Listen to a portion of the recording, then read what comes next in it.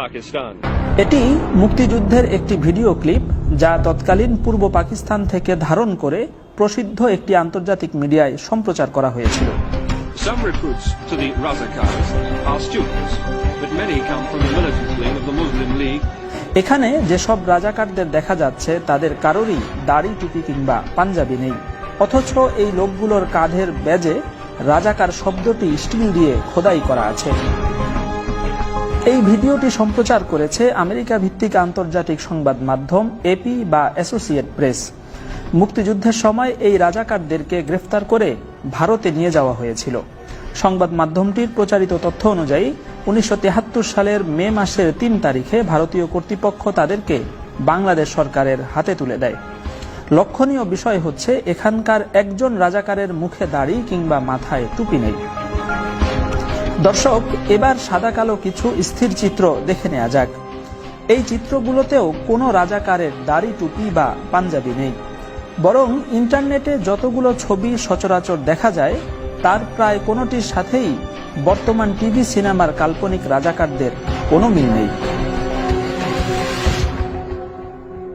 ঐতিহাসিক ভিডিও কিংবা ছবি নিয়ে বিশ্লেষণের পাশাপাশি বিষয়টি আরও গভীরভাবে জানতে এমবিএ কথা বলেছিল কয়েকজন মুক্তিযোদ্ধার সাথে। আসলেই কি দাড়ি টুপি রাজাকারদের পোশাক ছিল?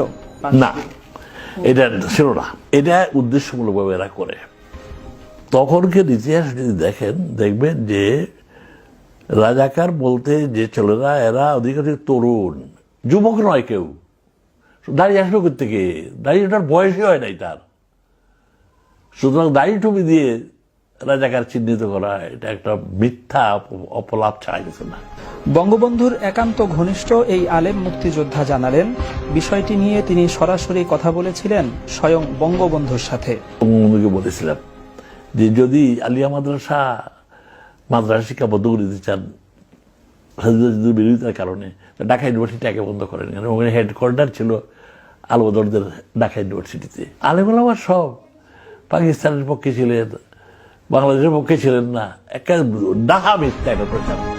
মাওলানা জালালাবাদী দাবি করেন, তিনি সহ প্রচুর পরিমাণ আলেম তাদের ইসলামী পোশাক সহই মুক্তিযুদ্ধে অংশ নিয়েছেন। নিজের লেখা একটি পুস্তিকা থেকে কিছু অংশও তিনি পড়ে শোনালেন।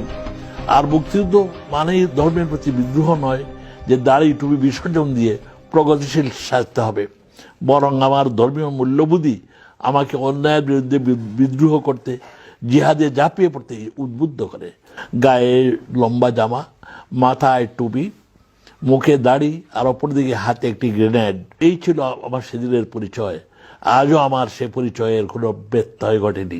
দাড়ি টুপি, লম্বা জামা এই দেখে যদি রাজাকার আলবদর চিহ্নিত করা হয়, তা আমি ওই দেশের একজন শ্রেষ্ঠ রাজাকার, কারণ এটা আমার চিরদিনের পরিচয়। এই পোশাক বাদ দিয়ে আমি ল্যাংটা মুক্তিযোদ্ধার সাথে রাজি নই। সচেতন আলেম সমাজও সোচ্চার এই বিষয়টি নিয়ে।